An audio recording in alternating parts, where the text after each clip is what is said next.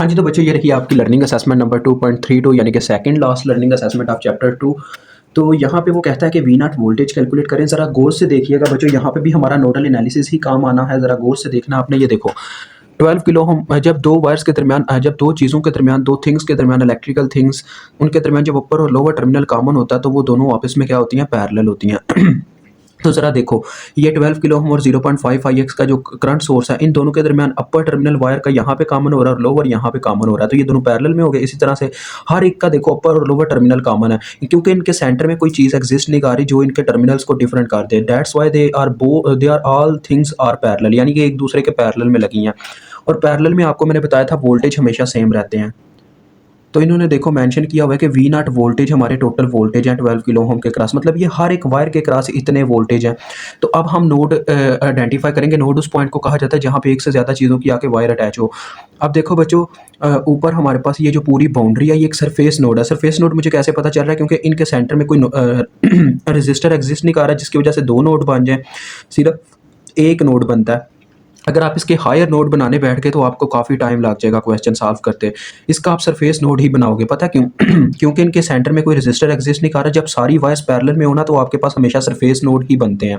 ठीक है, ये मेरी बात याद रखना। तो ये ऊपर वाला पूरा सरफेस नोड है, पूरी बाउंड्री इसके घेरे में आ जाएगी। यहाँ मैं इसको शेड नहीं कर सकता, कहते हो तो इतना इतना कर देता हूँ।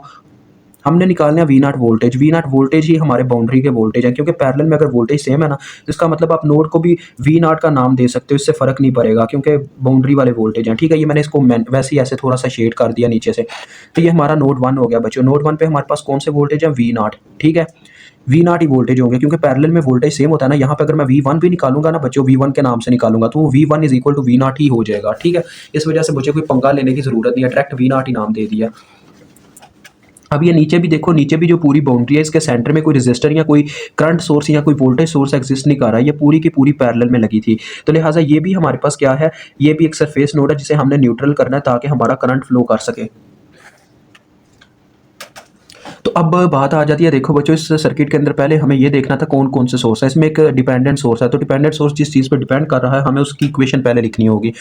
तो देखो बच्चों, ये डिपेंडेंट सोर्स हमें पता चलता है, एक तो डायमंड शेप से इसके बने होते हैं, डायमंड शेप जो डिपेंडेंट सोर्सेज होते हैं, और दूसरे नंबर पे इनकी इक्वेशन भी इस तरह से लिखी होती है। पता चल जाता है किस चीज़ पे डिपेंड कर रहा है। देखो ये 0.5 टाइम्स ऑफ IX है, यानी कि IX की वैल्यू पे डिपेंड करता है। जितना उसके अंदर चेंज आएगा उतना इसमें चेंज आता जाएगा।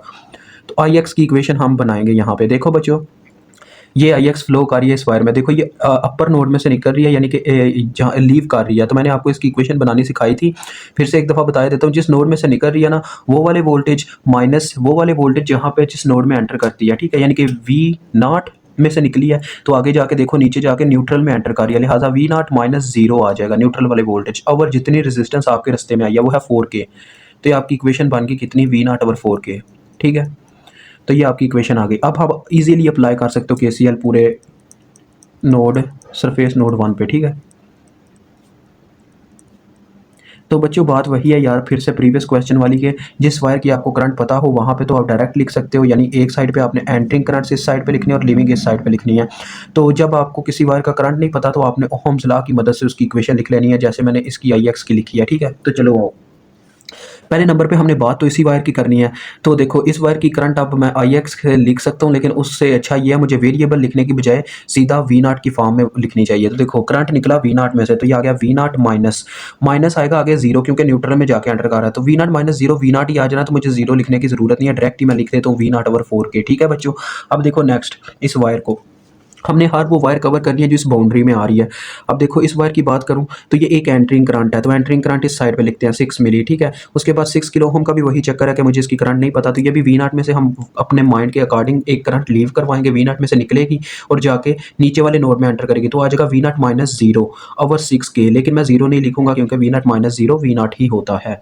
तो आ जाएगा वी नॉट ओवर 6K। ठीक है बच्चों, अब आगे आ जाओ, ये एक एंटरिंग करंट है, तो एंटरिंग करंट को इस साइड पे हम जमा करवाएंगे 0.5 टाइम्स ऑफ IX का बच्चों मैं वैल्यू पुट कर दूं, क्या कहते हो? पुट कर देता हूँ। देखो 0.5 टाइम्स ऑफ IX लिखूंगा ना यहाँ पे, अगले स्टेप में मुझे IX का वैल्यू ही पुट करना पड़ेगा। तो यहाँ पे मैं पहले ही वैल्यू पुट कर देता हूँ वी नॉट ओवर 4K। ठीक है, IX का मैंने वैल्यू पुट कर दिया।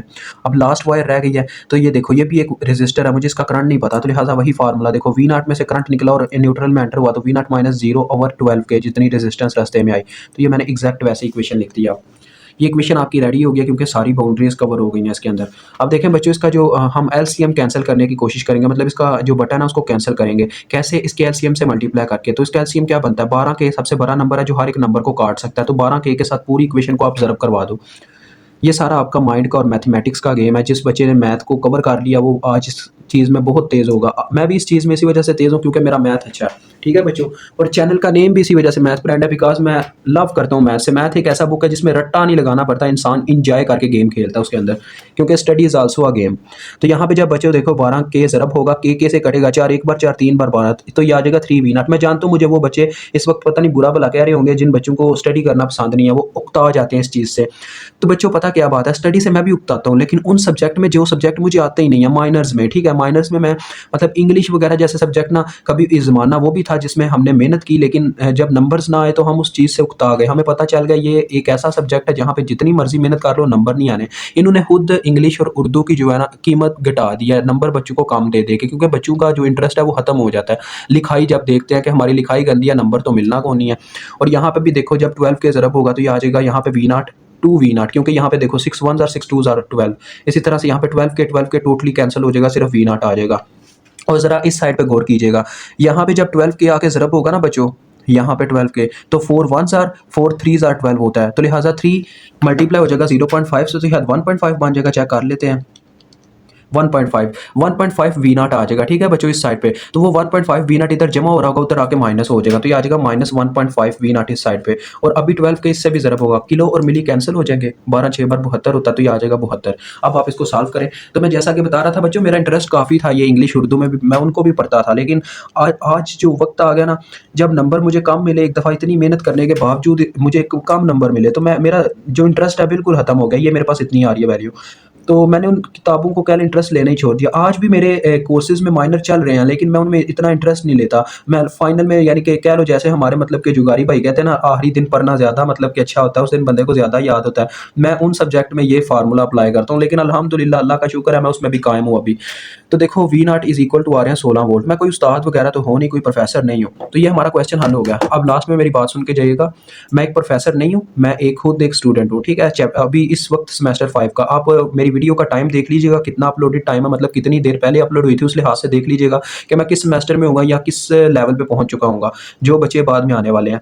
तो अभी मैं सेमेस्टर 5 में हूँ, लेकिन अल्हम्दुलिल्लाह देखिए आज मैं मैथ कर सकता हूँ, क्योंकि मैथ में मेरा काफ़ी अच्छा कह लें कि एक्सपीरियंस रहा है।